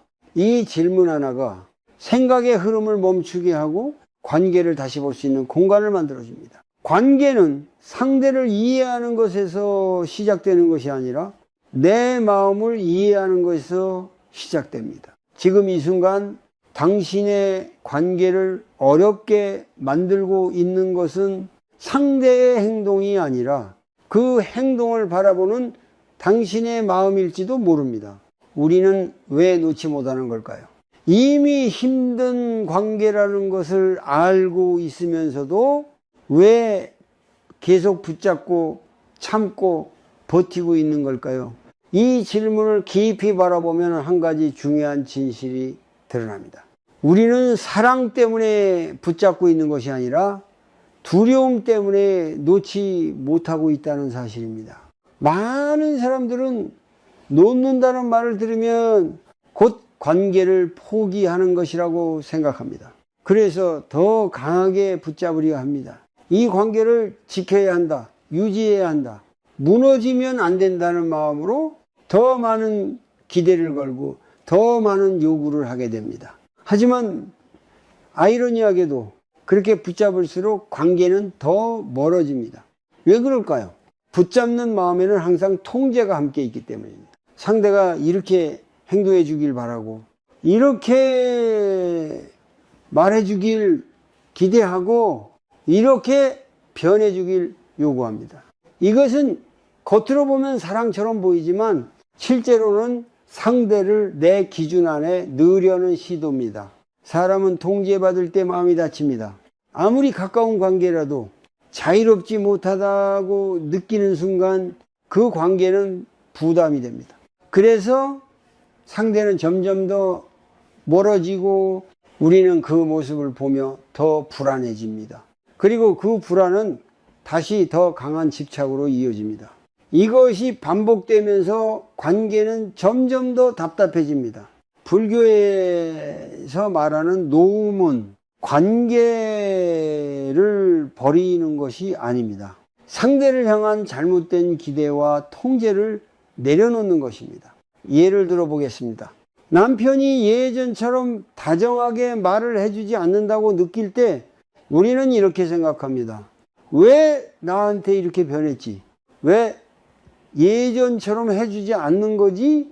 이 생각이 계속되면 결국 상대를 바꾸려는 행동으로 이어집니다. 잔소리를 하거나 서운함을 표현하거나 혹은 냉담하게 대하게 됩니다. 하지만 여기서 한 걸음 물러나 이렇게 바라볼 수 있습니다. 지금 이 사람은 지금의 방식으로 살아가고 있구나. 나와 다른 방식으로 표현하고 있구나. 이렇게 바라보는 순간 상대를 바꾸려는 마음이 조금씩 내려놓아집니다.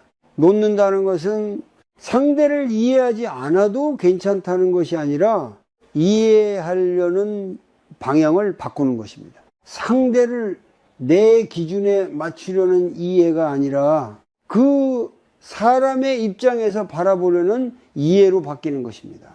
또 하나 중요한 것은 기대를 내려놓는 것입니다.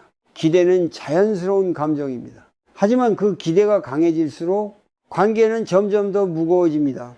말하지 않아도 알아주길 바라는 마음, 늘 같은 방식으로 사랑해 주길 바라는 마음, 이 모든 것은 결국 실망으로 이어질 가능성이 큽니다.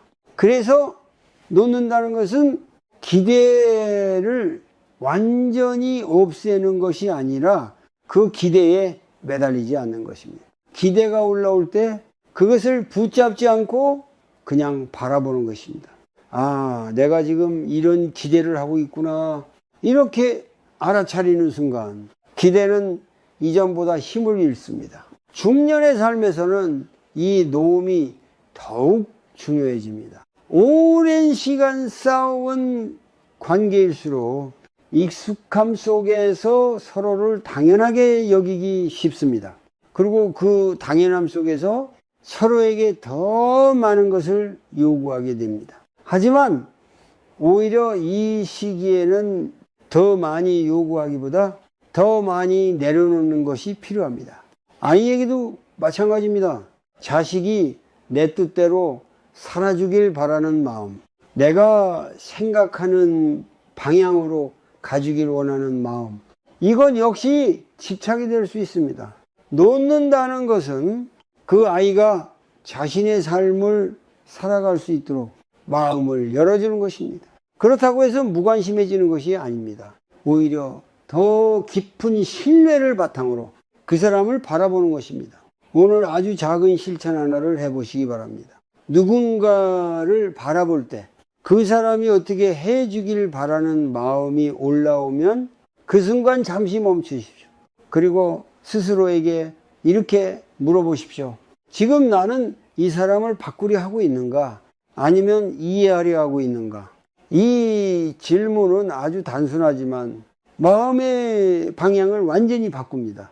놓는다는 것은 무언가를 잃는 것이 아니라 관계를 가볍게 만드는 것입니다. 무겁게 지고 있던 마음을 조금 내려놓는 순간 숨이 트이고 시야가 넓어지고 그제야 상대가 다시 보이기 시작합니다. 지금 당신의 관계가 답답하게 느껴진다면 더 붙잡으려고 하기보다 조금만 내려놓아 보십시오. 그 작은 놓음이 다시 연결로 가는 첫걸음이 될 수 있습니다. 우리는 언제부터 서로의 말을 듣지 않게 되었을까요? 언제부터 상대의 이야기를 끝까지 듣기보다 이미 머릿속에서 답을 준비하고 있었을까요? 이 질문을 조용히 바라보는 순간 우리는 한 가지 중요한 사실을 마주하게 됩니다. 우리는 듣고 있는 것이 아니라 판단하고 있었다는 사실입니다. 많은 관계가 멀어지는 이유는 사랑이 사라져서가 아니라 들어주는 마음이 사라졌기 때문입니다. 겉으로는 대화를 하고 있습니다. 말을 주고받고 일상적인 이야기를 나누고 필요한 정보도 공유합니다. 하지만 그 안에는 진짜 경청이 없습니다. 상대가 말을 하면은 우리는 그 말을 온전히 듣기보다 그 안에서 틀린 점을 찾거나 내가 하고 싶은 말을 준비합니다. 그건 네가 잘못한 거야. 아, 그렇게 생각하면 안 되지. 내가 말했잖아. 이런 말들이 자연스럽게 나오는 이유는 우리가 상대의 마음을 듣기보다 상대를 이해시키려 하고 있기 때문입니다. 하지만 이해시키려는 마음은 상대의 마음을 닫게 만듭니다. 사람은 누구나 자신의 이야기를 안전하게 말할 수 있는 공간을 원합니다. 판단받지 않고 평가받지 않고 그저 들어주는 존재를 원합니다. 그런데 그 공간이 사라지는 순간 사람은 더 이상 말하지 않게 됩니다. 중년의 부부관계에서 대화가 줄어드는 이유도 여기에 있습니다. 처음에는 서로에게 많은 이야기를 합니다. 하루 동안 있었던 일, 느낀 감정, 사소한 생각까지 나눕니다. 하지만 시간이 지나면서 상대가 내 말을 제대로 듣지 않는다는 느낌이 쌓이면 조금씩 말을 줄이기 시작합니다. 예를 들어 아내가 하루 동안 힘들었던 일을 이야기할 때 남편이 이렇게 반응합니다. 아, 그건 네가 너무 예민해서 그래.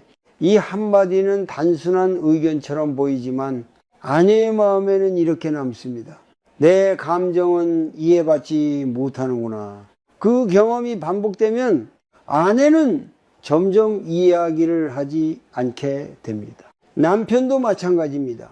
자신의 고민을 꺼냈을 때 아내가 조언이나 비판으로 반응하면 다음부터는 말하지 않게 됩니다.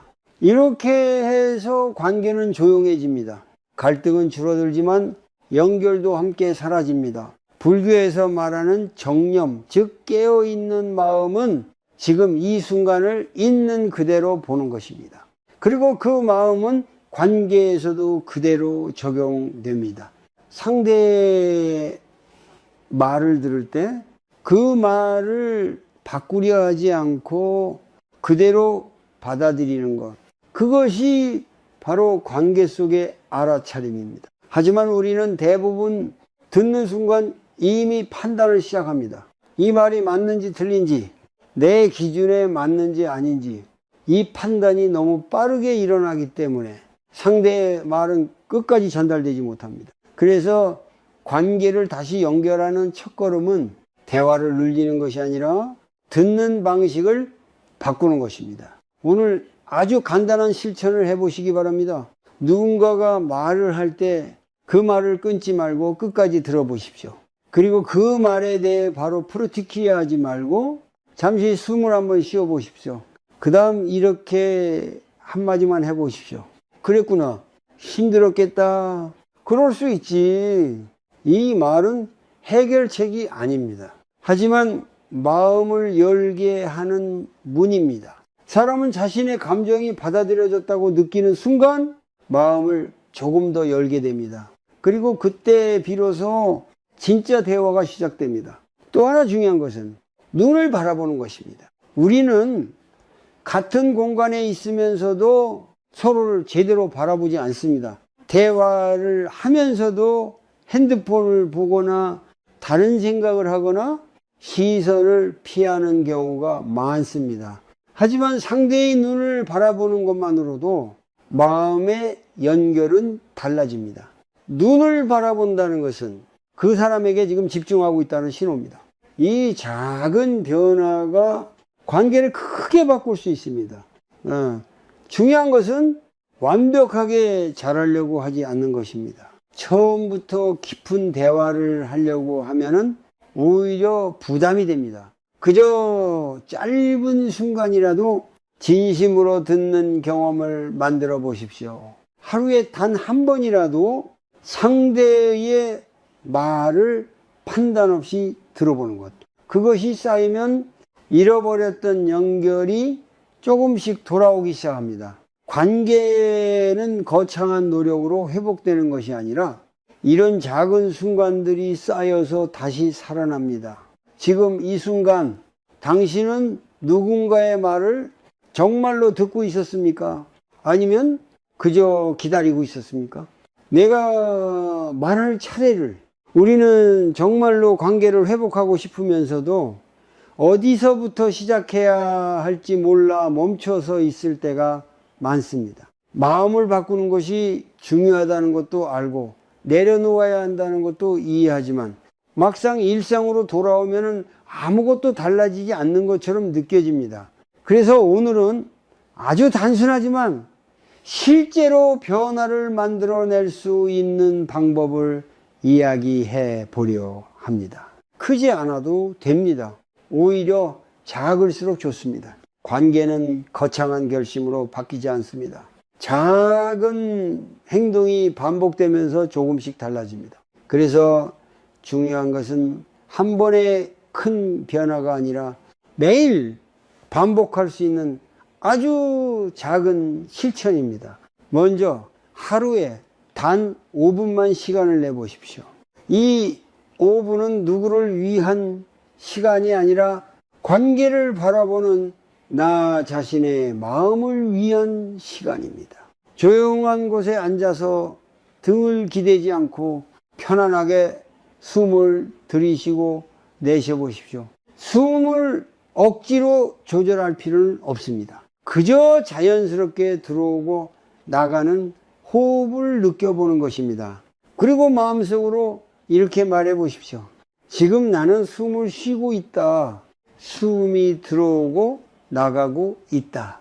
이 간단한 알아차림이 흩어져 있던 마음을 조금씩 모아줍니다. 생각이 올라올 수 있습니다. 오늘 있었던 일, 상대에 대한 서운함, 반복되는 기억들, 그 생각을 없애려고 하지 마십시오. 그저 이렇게 바라보십시오. 아, 지금 이런 생각이 올라오고 있구나. 이것이 바로 첫 번째 연습입니다. 내 마음을 판단하지 않고 바라보는 것. 이 연습이 쌓이면 관계 속에서도 반응하기 전에 한 번 더 볼 수 있는 힘이 생깁니다. 두 번째는 아주 작은 말 한마디입니다. 하루에 한 번 의도적으로 따뜻한 말을 건네 보십시오. 거창할 필요 없습니다. 오늘 수고했어. 밥 맛있다. 요즘 좀 힘들지? 이 말은 단순해 보이지만 관계의 흐름을 바꾸는 시작이 됩니다. 많은 사람들이 이렇게 말합니다. 상대가 먼저 변해야 나도 할 수 있다고. 하지만 관계는 기다림으로 바뀌지 않습니다. 누군가 한 사람이 먼저 작은 변화를 시작할 때 그 흐름이 서서히 퍼져나갑니다. 세 번째는 눈을 바라보는 연습입니다. 대화를 할 때 단 몇 초라도 상대의 이 눈을 바라보십시오. 부담스럽게 오래 볼 필요는 없습니다. 짧은 순간이라도 지금 이 사람에게 집중하고 있다는 마음으로 바라보는 것입니다. 이 짧은 시선이 말보다 더 깊은 연결을 만들어냅니다. 네 번째는 반응을 늦추는 것입니다. 상대의 말에 바로 답하지 말고 한번 숨을 쉬어 보십시오. 그 짧은 멈춤이 자동적으로 튀어나오는 말과 감정을 조금 늦춰줍니다. 그 순간에 내가 지금 무엇을 느끼고 있는지 상대의 말이 아니라 내 마음을 먼저 바라볼 수 있게 됩니다. 이 작은 멈춤은 관계를 무너뜨리는 말을 줄여주고 이해할 수 있는 공간을 만들어줍니다. 다섯 번째는 하루를 돌아보는 것입니다. 잠들기 전에 오늘 하루를 조용히 떠올려 보십시오. 상대와 있었던 짧은 순간들, 내가 했던 말, 하지 못했던 말, 그 안에서 마음이 움직였던 장면들을 바라보는 것입니다. 그리고 스스로에게 이렇게 물어보십시오. 오늘 나는 한 번이라도 진심으로 바라본 적이 있었을까? 한 번이라도 마음을 열고 들은 적이 있었을까? 이 질문은 자신을 비난하기 위한 것이 아니라 내일을 조금 다르게 살아가기 위한 준비입니다. 이 5가지는 특별한 기술이 아닙니다. 누구나 할 수 있는 아주 단순한 행동입니다. 하지만 이 단순함이 반복되면 관계는 분명히 달라지기 시작합니다. 불교에서는 큰 깨달음도 이처럼 작은 알아차림에서 시작된다고 말합니다. 마음을 바꾸는 것은 하루아침에 이루어지지 않지만 하루의 작은 실천은 분명히 쌓입니다. 지금 당신의 관계가 멀게 느껴진다면 멀리서 답을 찾으려 하지 마십시오. 아주 가까운 곳에서 시작해 보십시오. 한 번의 숨, 한마디의 말, 한 번의 시선, 그 작은 순간들이 다시 연결로 이어지는 길이 될 수 있습니다. 지금 이 순간 당신은 어떤 작은 행동을 시작할 수 있겠습니까? 우리는 왜 같은 사람을 보면서도 전혀 다른 마음을 느끼게 될까요? 어제까지는 서운하고 답답하게만 보이던 사람이 어느 순간에는 안쓰럽고 이해되는 존재로 느껴질 때가 있습니다. 무엇이 달라진 것일까요? 상대가 변한 것일까요? 아니면 나의 시선이 변한 것일까요? 이 질문의 답을 이해하는 순간 관계는 완전히 다른 방향으로 흘러가기 시작합니다. 많은 관계 갈등은 사실 상대의 행동에서 시작되는 것이 아니라 그 행동을 해석하는 나의 마음에서 시작됩니다. 그리고 그 해석을 바꾸는 가장 깊은 힘이 바로 자비입니다. 불교에서 말하는 자비는 상대를 무조건 받아주는 것이 아닙니다. 상대의 행동을 옳다고 인정하는 것도 아닙니다. 그 사람의 마음을 이해하려는 태도, 그 사람이 왜 그렇게 행동할 수밖에 없었는지를 바라보는 시선입니다. 우리는 너무 쉽게 상대를 판단합니다. 왜 저렇게 말하지? 왜 저렇게 행동하지? 왜 나를 이해하지 못하지? 하지만 그 질문을 조금만 바꾸어 보면 전혀 다른 길이 열립니다. 왜 저 사람은 그렇게 힘들었을까? 왜 저렇게 말할 수밖에 없었을까? 저 사람 마음 안에는 지금 무엇이 있을까? 이 질문은 판단을 멈추게 하고 이해를 시작하게 만듭니다. 예를 들어보겠습니다. 남편이 집에 와서 아무 말 없이 앉아있는 모습을 볼 때 아내는 이렇게 생각할 수 있습니다. 왜 나한테 아무 말도 안 하지? 나한테 관심이 없나? 하지만 자비의 시선으로 바라보면 이렇게도 볼 수 있습니다. 오늘 하루 많이 지쳤을 수도 있겠구나. 밖에서 말할 수 없는 스트레스를 안고 돌아왔을 수도 있겠구나. 이 시선의 차이는 매우 작아 보이지만 관계의 방향을 완전히 바꿉니다. 자녀에게도 마찬가지입니다. 연락이 뜸해지고 예전처럼 표현하지 않는 자식을 보며 섭섭함이 먼저 올라올 수 있습니다. 왜 이렇게 변했지? 왜 부모를 이렇게 대하지? 하지만 자비로 바라보면 이렇게도 생각할 수 있습니다. 이 아이도 자신의 삶을 살아가느라 버거울 수 있겠구나. 자기 방식대로 애쓰고 있겠구나. 이렇게 바라보는 순간 마음속의 긴장이 조금씩 풀립니다. 자비는 상대를 위해서만 필요한 것이 아닙니다. 사실은 나 자신을 위해 더 필요합니다. 판단과 원망이 계속될수록 가장 괴로운 사람은 결국 나 자신입니다. 같은 생각이 반복되고 같은 감정이 쌓이면서 마음은 점점 더 무거워집니다. 하지만 자비의 시선은 이 반복을 끊어줍니다. 상대를 이해하려는 순간 내 안에 분노와 서운함이 조금씩 풀리기 시작합니다. 그리고 그 공간에 여유가 생깁니다. 그 여유가 바로 관계를 다시 이어주는 자리입니다. 중년의 삶에서는 특히 이 자비가 중요합니다. 오랜 시간 함께 해온 관계일수록 서로에 대한 판단과 고정된 이미지가 강하게 자리 잡습니다. 이 사람은 원래 이래. 절대 안 변해. 이런 생각이 쌓이면서 우리는 상대를 더 이상 새롭게 보지 않게 됩니다. 하지만 자비는 그 고정된 이미지를 깨트립니다. 이 사람도 지금 이 순간 변하고 있는 존재구나. 나처럼 불완전하고 나처럼 흔들리는 존재구나.